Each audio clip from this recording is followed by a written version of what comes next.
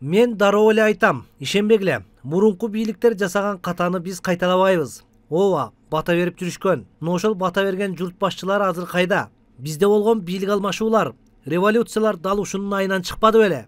Гөндүм адаттын калышы кыйын. Мен да айрым депутат болгусу келгендердин бизге жол издеп, жолугуп бата алууга умтулуп жүрүшкөнүн билем. Жада калса жакын адамдарыбыздын арасында да андайлар бар. Буга окшогондорго ажообуздун да, менин да убактыбыз жок. Өзүбүздүн жумуш чаштан көп, уйкубуз аз. Ачыгын айтканда биз таза шайлоо өткөрүү ниетинде абдан чоң жумуш жасадык. Анткени биз да убагында канчалаган шайлоолорго катышып, азабын тартып келгенбиз. Азыр болушунча адам факторун азайттык, санарипке өттүк. Шайлоочулардын кызыкчылыгы биринчи орунда болду. Эгерде биз өз адамдарыбызды алып келүүнү көздөсөк, ушунун баарын жасаштын эмне кереги бар эле? Эски шайлоо системасын калтырып, жыргап жата бербейт белек.